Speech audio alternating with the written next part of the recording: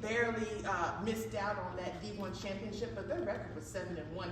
They have all the makings of a championship team. We're just waiting for them to break through. And then on the other side of the coin, the Minnesota Vixens, that of course was a heartbreaker for them after being in the league, the longest running team in the WFA, and they were hoping to get that elusive championship, but it didn't quite go their way. So I expect them to come back next year, 2022, and be looking for that D1 championship. Okay. Dana, do you want to talk about Callie Ward and Lisa King's team?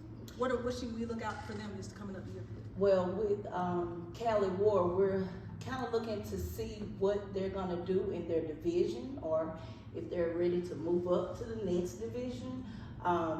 With them, they're still, I think that they have a lot of newcomers, such as a lot of teams every season we get a lot of rookies that are ready to bring it. So we're looking forward to see what division that they do want to play in this season. Good. They're D1. You can't go any higher. Oh, they D1. See, I'm thinking about something. That's okay. That's okay. Yeah. That's Just right. almost for a second. Yeah. Tech issues. No, I was changing over because I'm starting to use the camera. All right. Hey, y'all are doing You're the great. excellent. This is perfect. Yeah. How y'all breaking this game down, predictions. Just keep doing it. Yes. Damn. Callie Ward, Lisa King, one thing about Lisa King, she's for her to be able to obtain over 70 teams and to be one of the longest running Right. leagues. See, I had my notes on them. That's okay. That's okay. Because they have been in the league for forever. All right, I'm gonna do another take right quick. Let's start the camera. Y'all ready? No, I don't know. Because I just don't know much about just say them. one thing about Lisa King. You better know that she and Jeff.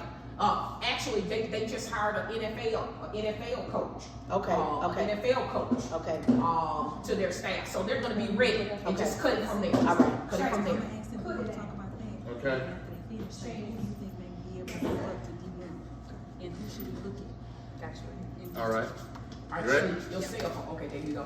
And behind the helmet, take 40. Action. Hold it. I said action. I should have said. Camera. Okay. Roll. Facial expressions. And action.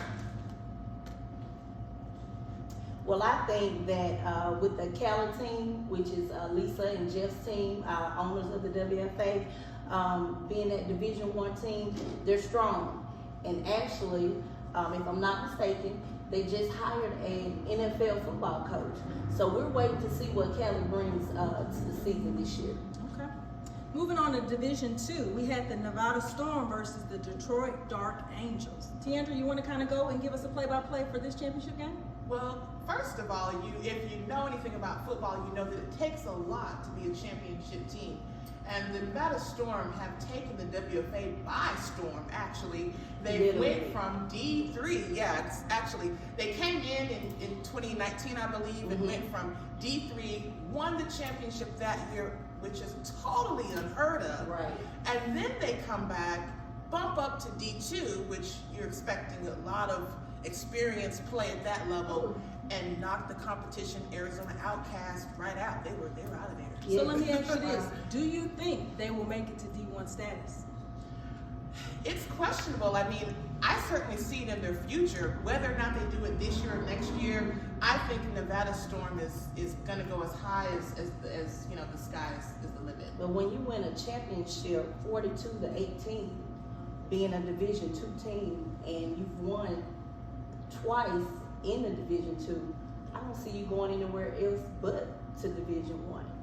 Nevada's a run-heavy game, and that's one thing that is unique, not only to this sport, this game in the WFA, but a lot of sports is, you have teams that are run-heavy, you have teams that are schemes, you have teams that are passing, and Jasmine Plummer is their workhorse. She just gets after it, and I'm going to be really keen in on to see if she's going to be coming back, strong and with full force like she did last year. Definitely. All right, now let's go into where we know we are with Gulf Coast Monarchy in Division III. Let's talk about Division III in the championship game. Who wants to take this one? Derby City versus Arizona Outcast. Wow, Derby City, yeah, Thelma Banks. I think that we had a chance to travel up there to Kentucky. You know, everybody knows the Kentucky Derby, but there's another Derby in Kentucky. They're Derby City Dynamite. They've actually been in existence for 19 years, which is phenomenal. Their owner has been part of that. Thelma Banks is their owner. She's been part of women's tackle football for 19 years. So, you know, you think about championship teams and what it takes to be an elite athlete, and a lot of times those championships are elusive. So it was great to see her bring it home this year. Yeah, Shelly. definitely. You mind talking about Gulf Coast Monarchy? Well, Gulf Coast Monarchy is a young team. It's just getting started, and then we look for the next. I'm sorry, y'all. Start over. Gulf Coast Monarchy is a young team, and they really hard to grit, and they looking for the next season. Calm down. I know it. I'm just looking. Just talk about breathe. what Just Gulf Coast breathe. Monarchy felt to you. Yeah. You got it. Yeah. Yeah, you got it. You don't tell them about it. Just tell them what it felt to you. Okay. Gulf Coast Monarchy it meant to me a lot. It took a lot in me to get on the field, trying to back up my sisters, make sure they didn't get hurt, because baby, I was on it. I'm sorry, y'all. But let me start off. That was good. Don't You stop. went fast. Look. It seems like I get real hot, y'all. I know. Just slow down. Yeah, you doing excellent. I want you to start back. Talk with your hand. I want you to start over again because you're doing excellent. And if you want to talk about how you took care of your players, Get nervous, you get and don't feel like you should get out of whack. You go with the flow. Yeah, do I'm that. just a little nervous. I got y'all. Yeah, you got it. You got it. Okay, I'm gonna do an action. That way you can start there. And action. Gulf Coast Monarchy is a young team. We come out, we play hard. I play hard with my sisters. We make sure everything and everyone around us is taken care of. We make sure our work is done. We get on that field and we work hard.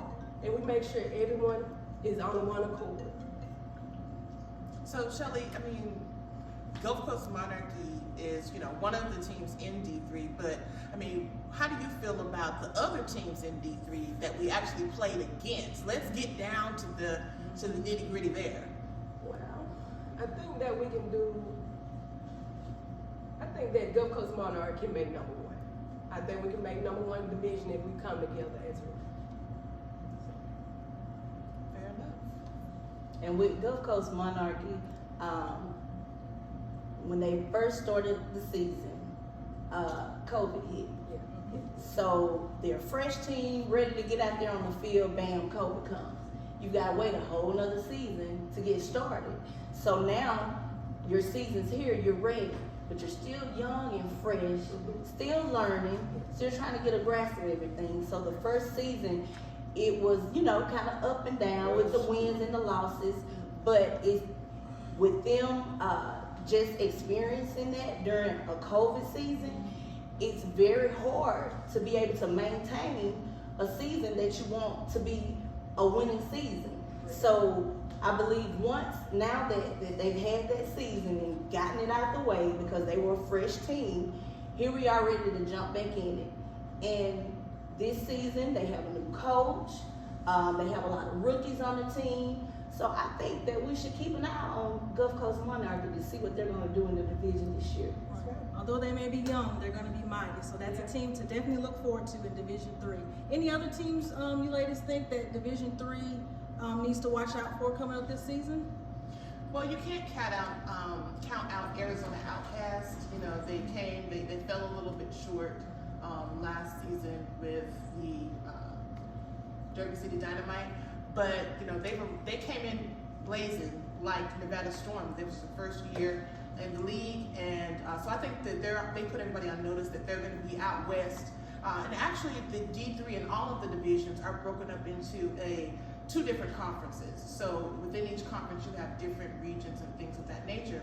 But another team that I have my eye on, and I've always had my eye on, is Richmond Black Widows. They're a very established team, and they're from the north, and they have kind of a teeter-totter season, but they're somebody that I think has all the makings to have a long drive when it comes to playoff time. Yes.